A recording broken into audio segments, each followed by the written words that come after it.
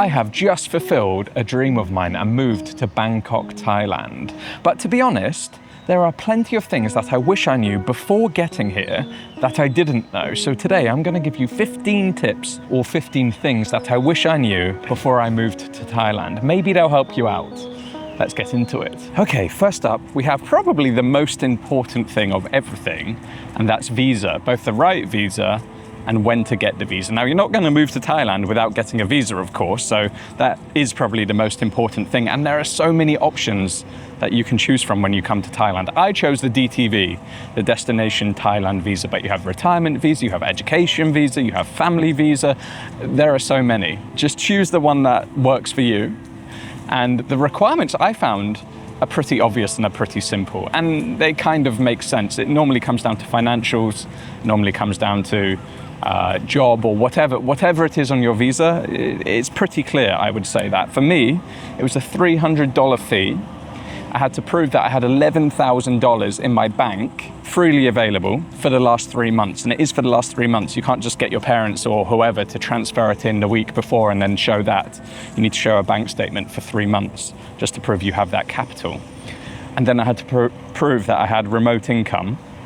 And again, for the last 3 months, I had to show invoices or contracts or whatever it was, I had to build a portfolio to prove that I had remote income. And I wouldn't rely on Thailand for my income, because on this visa, you cannot work in Thailand. It is a tourist visa. And we'll come on to the issues with that in a little bit, in another point. But it was pretty easy. It actually took me probably about a week and a half from starting the process to filling in the documents, a couple of clarifications to receiving my visa. They do say it can be up to a month, so definitely don't leave it until last minute because that causes stress. I got mine about a week before and I was still stressed. But I did see some advice that was, come to Thailand on a tourist visa, get the stamp on entry, and then when you need your longer term visa, go to Vietnam and get it done there. Now, two things. Thailand changes its visa options and rules constantly. Well, not constantly, but frequently. I don't want to risk that to miss out on a 5-year visa because, it's a pretty good deal as it stands. But also, do you want the stress? Do you want the stress of moving halfway across the world, quitting your job maybe, giving up your home maybe, bringing all of your stuff, and then having the stress of not knowing whether you're going to be accepted or maybe even being rejected? So for me, the advice is get your visa done, get it early. You don't need an agent in most cases. It's pretty obvious if you're on one of the standard visas. Get it done in your home country and then you have peace of mind and you can focus on the actual move rather than worried about, can I actually stay? Now, in the old days, you could do border runs. You didn't necessarily need a proper visa. You could take the tourist visa, then run to Laos, come out, come back in with a new stamp. They've really clamped down on this. So don't think you can do that anymore. Even if you see it in some forums that people are still doing it, please don't rely on that because, they are definitely turning the screw on having the right visa and bringing that all into alignment across every border. So just don't risk it. Another thing to sort out when you're at home, if you would like to drive in Thailand, whether that's a scooter, a motorbike, or a car, get an international driver's permit from your home country. This is mandatory. Your driver's license is not enough, and it's so annoying. For me, it's just bureaucratic rubbish. But the police know this, and they know most people don't have their IDP. So what do? They set up checkpoints, and they stop the foreigners, and they say, hey, do you have your driver's license? And then people hand over their actual driver's license that's good enough in your home country. And then they say, oh no, your IDP. And then you say, oh, I don't have one. Or you make some excuse and then you have to pay a fine. This can get annoying. Yes, you get a little exemption for a couple of days if you get a ticket. But if you're living in Thailand, at least for your first year, which is the validation period of the IDP, you should probably have the IDP so you can say officially, yes, I have it. The other thing is your insurance will be invalidated. If you have insurance, travel insurance, which covers riding or driving, then it's going to be invalidated if you're not covered. Obviously, you need to be covered to ride a bike in your home country to be covered to ride a bike in Thailand. You can't just get an IDP and then suddenly be able to ride a bike if you're thinking of the bike. But it just, it's cheap. I think in the UK it's about £10. You used to get it from the post office, but now I think it's online. It's just a little card and they stamp what you're validated for based on your actual license. But do it. Otherwise, it's a pain in the butt, especially in the tourist areas, and it's everywhere now. The only other option would be to take the Thai driving license course, whether that's car or bike, because they come on 2 separate licenses in Thailand. Now, you can do that. It's fairly simple. You just need accommodation. You need a TM30 registration form, which is your certificate of residence. And then you pay and you go to the course and you do a few things and you get your license. You can look into that. It's very easy. But if you want to drive from day one and you just want to do it on what you have, get your IDP, bring it with you. Next up is another thing for you guys to sort out at home, and that's good medical insurance. And I emphasize the word good medical insurance, because it may be easy to think, oh, you know, I'm fit, I'm young, I'm healthy, I haven't really had much wrong with me in the past. Do I really need to pay an expensive premium for medical insurance when I move to Thailand? Yes, because life is unexpected. And I actually had something that I needed doing a week into here, a week. I had a lump on my eye and I went to the doctor, and the doctor said, look, we need to operate. And I said, oh, great. Well, let's organize this. Let's book it in the future. She said, no, we're going to do it now. So I had to sign some papers, had the operation, had 2 follow-up sessions. Well, I've got the second coming. I had a follow-up session. All right, it wasn't super expensive. It's probably worked out at around $500. It's not life-changing money. It's not like it would be if it happened in the States. However, do you want to be paying $500 when you just arrive in a country, or at any time when you arrive in a new country? Probably not. But the good news is my insurance covered everything. I didn't even have to pay excess because I have a good medical insurance, and my policy allows me to book a doctor's appointment anywhere in the world that they're affiliated with. And they sent me to Bangkok Hospital, one of the best hospitals in the country, one of the best hospitals in Bangkok. They covered it all. And because the operation was part of that, it was all covered under the insurance, excess free. So I was very happy with that. And I was very happy with that policy, and I was glad I found that. It wasn't the cheapest policy, but it's probably paid back most of itself. And do get your pre-existing conditions covered, because mine probably cost me double what it would cost if I didn't call out my pre-existing condition, which is annoying. Yes, it is annoying. I felt that when I was booking it, but you just don't want any excuse for them to say, we're not covering that, right? So definitely do that. Now, if you're the person who's worried about medical care in Thailand, don't. This is not the first time I've been in a Thai hospital, by the way. And every time I've been in there, I found it efficient, I found it easy, I found it excellent standards. Everyone speaks English in the whole hospital, so there's definitely no worries there. Of course, you have tiers, you know, depends on what you pay. The private hospitals obviously also have tiers within them too. But if you have medical insurance, you're not worried about the expense, you're just worried about finding the best medical care that you can have. Now, if you don't live in Bangkok, then obviously if you have something super serious, you can come to Bangkok or you can go back to your home country. But medical insurance is vitally important. No matter what age you are, no matter how healthy you are, life throws unexpected things at you. Make sure you have it. Okay, another important thing, and that's choosing the right area to live. And that's relevant whether you're thinking about city, area of Thailand, or area within the city. For me, I knew I wanted to live in Bangkok. I've spent enough time here to know it was going to be Bangkok. But the question was, where in Bangkok? Now, I would say, and what I realized is, it is very different living in an area to what it is staying in an area on a holiday. Even if you stay for a month and you try and work out what you're doing, you're on holiday, you're in holiday mindset. So what I would say is, don't just rush into a 12-month contract or more because you think, oh, I've been there a few times and I really love Asok. It's a really great place for me. No, don't do that, because you might get it right, but then I think equally you might get it wrong. So I actually did a recce mission, and I came here with a set criteria, and it had all sorts of things on it, like affordability, of course, quiet in the evening, so what it was like at different times of day, access to green space, street food, alternative things like cafes and food from other countries and cuisines. I had a whole list of things that I went through, and I tried different areas in Bangkok, and some worked for me and some didn't. Some that I thought would work for me didn't work for me, and actually ended up in an area which wasn't necessarily number one on my list, but ended up becoming number one on my list. So definitely think about that. What I recommend is, just to protect yourself even more, is come here and book 1 or 2 months maybe through Airbnb or something that you can get out of, if you see what I mean.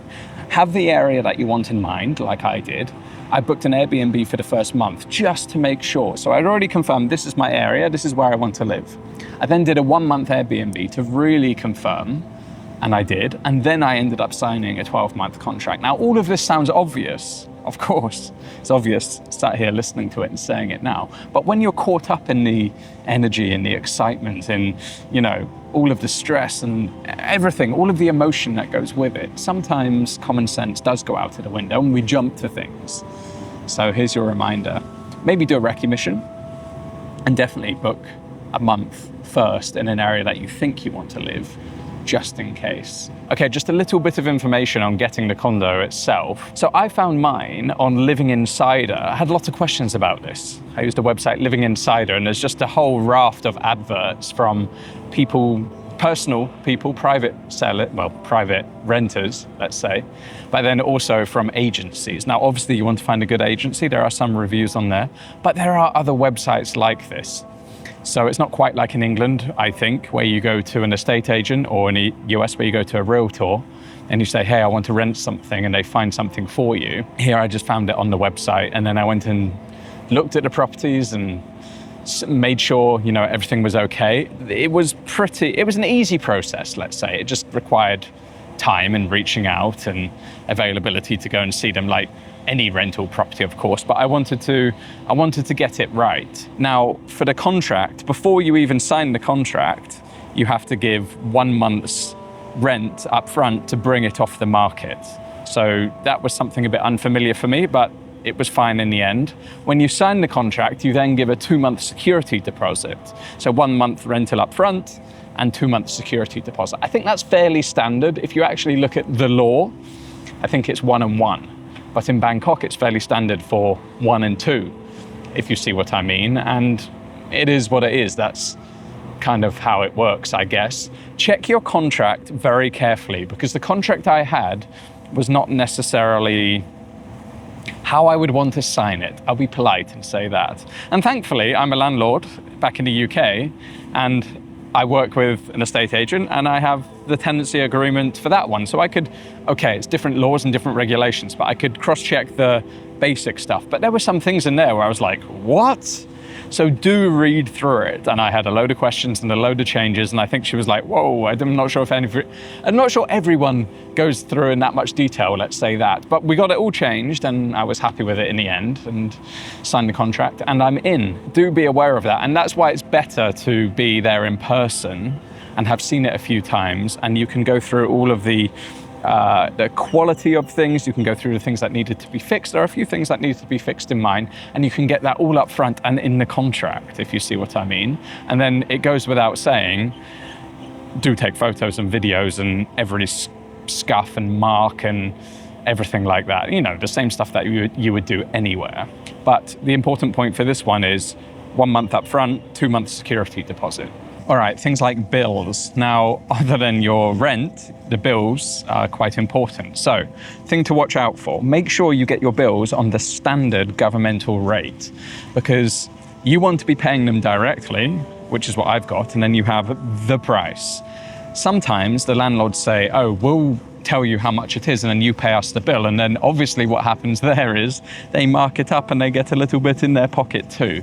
So make sure you are paying the bills directly and you're on the standard market price. You can work out what that is in your area, in your condo, and you can cross-check. Very important. Your biggest expense will be the electricity, right? So air conditioning is going to be the biggest drain of that biggest expense. So what I did is I got a fan for the day, because if I'm sat working or I'm on the sofa, a fan on me is completely fine. And I'm high up enough where I don't have to worry about mosquitoes, so I can open the doors, the balcony doors. I've got the breeze coming in and I've got the fan, so it's all good. In the evening is when I use the aircon, just to manage those bills a little bit. I think the first month is going to be around 1,400 baht, 1,500 baht. And I don't cook that much, so I'm not using the hob too much. Obviously, you've got the TV, you've got the fridge, you've got the freezer, you've got lights and other things. But the aircon is the biggest drain. Water is super cheap. I don't think you even need to worry about water consumption. Water is super cheap. And then you have fiber internet. High-speed internet is great in Thailand. It's super fast, and it's costing me, I think I have the 500 upload, 500 download plan with AIS, and it's costing me 600 baht per month. But actually, it's in my condo, it's like 800, so I'm getting more than what I'm paying for. The cost of living in terms of bills is actually quite reasonable. I'd say actually electricity is probably the same as what I was paying when I was living in the UK. Obviously in winter, it goes up and it averages out over the year, but here it's hot all year round, so that's kind of it. But it wasn't far off that. Everything else is a little bit cheaper. In terms of the condo itself, it roughly comes fully furnished. I mean, it had sofa. The washing machine I negotiated to get in because it didn't have one. It had bed. It had a few basic things, not too much really. I had to get my own crockery. I had to get my own cutlery, mostly the cups and glasses too. I had to get my own duvet. I had to get my own duvet covers. I had to get my own towels and cushions for the sofa. So there are expenses that I actually didn't think about that I had to purchase and get into my budget. So I'm telling you now, so you're aware, maybe you'll be lucky and you'll get somewhere with all of those things. But apparently that's quite common in Thailand. So there are extra expenses, first month expenses, setting up expenses, let's say that. The next one is not understanding the seasons. Now, Thailand has two seasons broadly. It is the hot season and it is the rainy season. And the hot season, for example, can get oppressively hot. Today is an incredibly hot day. I came out early, about 7:30, and I walked to this park, and I didn't bring water because I thought, it's early. By the time I finish, it's going to be fine. I'll go to 7-Eleven and I'll get water. It's 9:30, 10 o'clock now, and it is stinkingly hot already. It must be approaching the 40s, and it will definitely get into the 40s today. But if you're not aware of that, if you're not ready for that, if you're not used to that, it can get oppressive pretty quickly. And you need to adapt. You need to drink more fluids. You need to drink electrolytes like you probably don't drink back at home. And you probably need to make plans around the heat of the day, I would say. The other side of that is rainy season. Again, you need to adapt and you need to make plans for it. Now, I think the misconception is on the other side for this. Rainy season isn't as bad as what people think it is. It generally rains for an hour or two each day, normally mid to late afternoon. Now, obviously, you will get days and times where it rains for longer than that and much more than that. But in general, you get a very heavy downpour or a thunderstorm later in the day, and then it clears out and you're okay. I love it. Especially, I love traveling around Thailand in that time because the waterfalls are full, the mountains are green, everything is lush. But then you get landslides and you get flooding, and even the streets in the city flood, and you get chaos and you have to plan around it. So you have to adapt and you have to get used to that flow of life. Don't just come thinking that it's going to be the same as home. And again, this is obvious, but maybe it's not always something you think of, or not always something you notice when you're on holiday, right? So I'm calling it out. I forgot how hot it is here. And I'm not struggling, I'm quite adaptable. But some days I am like, a little bit of fresh air would be nice, wouldn't it? All right, next, not using the local apps. And I don't mean Tinder or Bumble or Thai Friendly or whatever else. I mean things like Grab and Bolt and the air quality app, because those are going to help you out so much. For one, Grab, about getting around, of course, taxi app, but also for ordering food. It's essentially like Uber Eats back in the UK or US, wherever you are.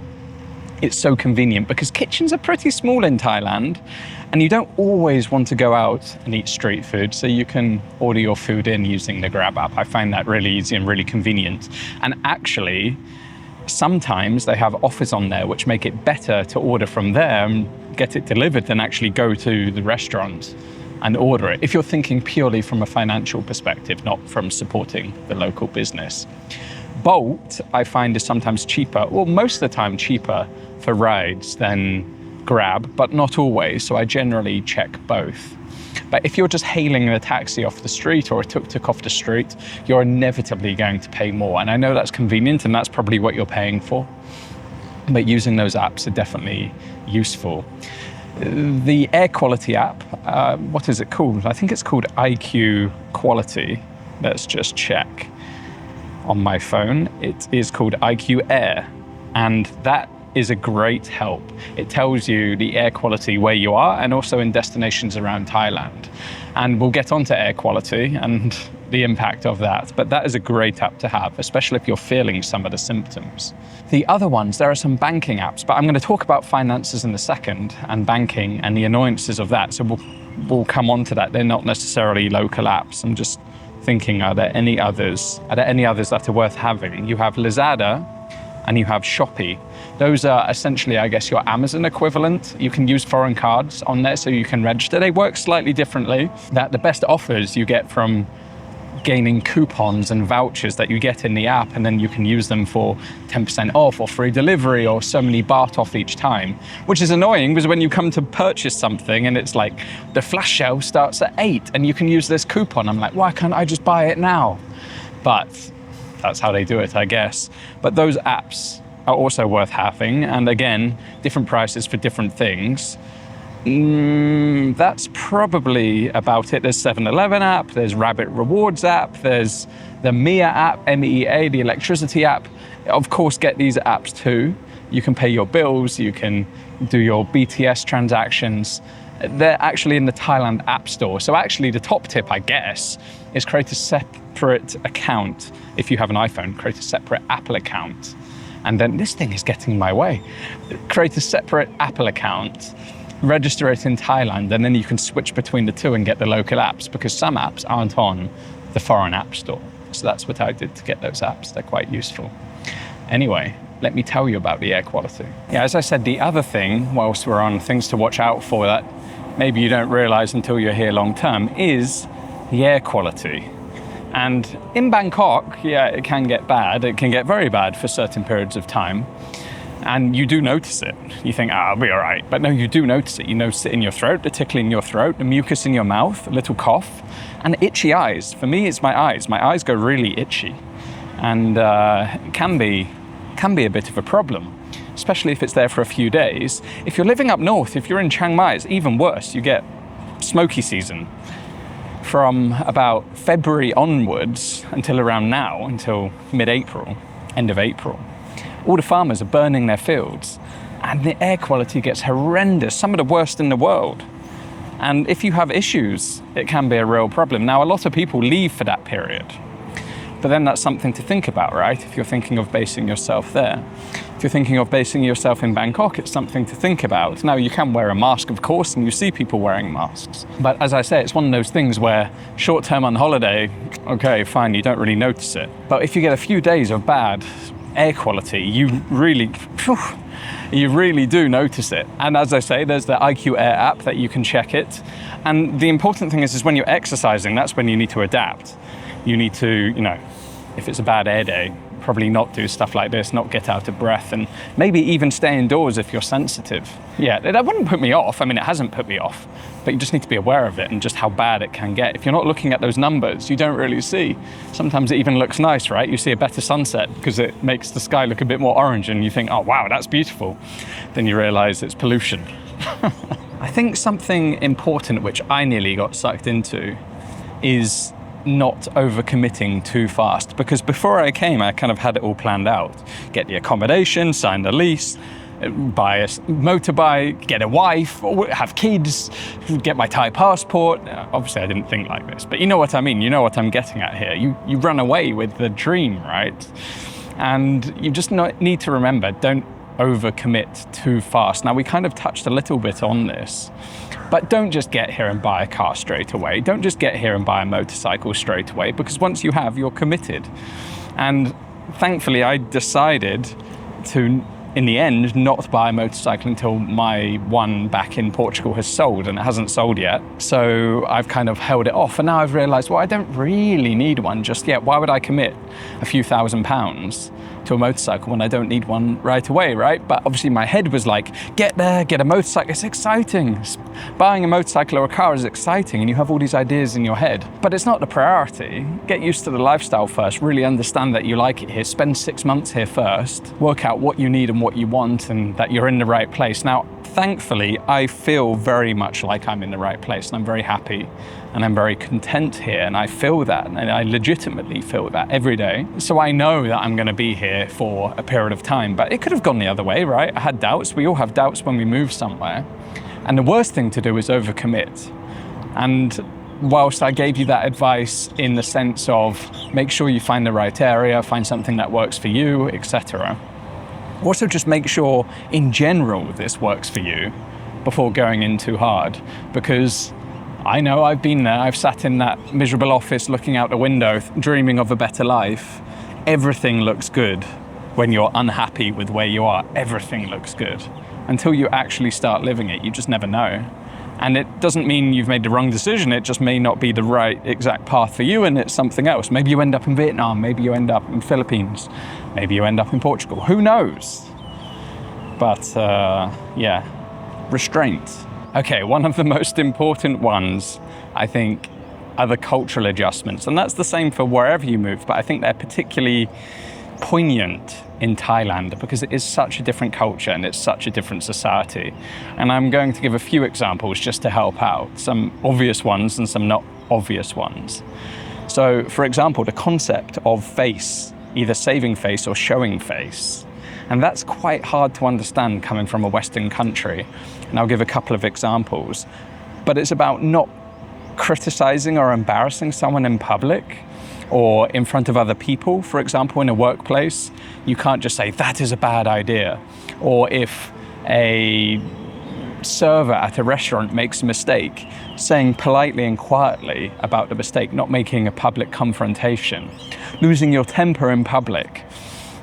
This shows that you don't have self-control and control over your emotions. You don't do that. Or you'll find in the other sense that Thai people, maybe they'll just smile and go along with what you say, even when they don't understand. So you need to be conscious of this, that it's a very prominent thing in society, and it's something that's difficult for us to grasp, and we have to constantly remember this because it doesn't come naturally, I would say.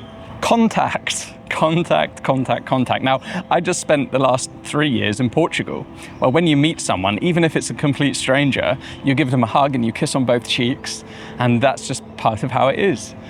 You don't do this. You don't do this in Thailand at all, and it was natural to me, it was instinct to me, and what you find is people just go, and they jump back. You definitely don't want that public embarrassment, so what you do is you give them the respect, and again, that comes to face, again, showing respect and seniority and hierarchy in society, but also just respect to your peers and one another. You give them a Y, put your hands together in a little bow, rather than give them the hug and the kiss. So yeah, don't make that mistake. The other thing would be the royal family. Now, two things of that. One, it's completely against the law to criticize the royal family, and you will not and should not encourage people to do that, and do not participate in that at all. So yeah, just rule that out. The other thing to get used to, and don't make comments about it again because it could come as criticism, is you see pictures and photos and shrines to the royal family as you go around on buildings and everywhere. And this is something that's really important here, and something that you just don't see in the UK, for example. You don't see giant posters to the king, but again, it's Thai society and it's cultural norms, and it's something that you need to respect and get used to. And even if you don't participate in, of course, you just need to accept that it's there. We're in someone else's country, of course. There are a few things, there's way more, and yeah, it's up to you to go and find out about them. But I wish I knew more before coming here. I would have avoided the jump back, but yes, that's part of moving to a new place. It's exciting to learn about new culture and things like that. But there are basic things that you need to know to be respectful from day one. For instance, do not take your top off and walk around. That, again, does not look good on you. I mean, it probably doesn't look good on you anyway, but you wouldn't catch the locals, the respectful locals doing that anyway. And I think you just need to act with a bit of grace.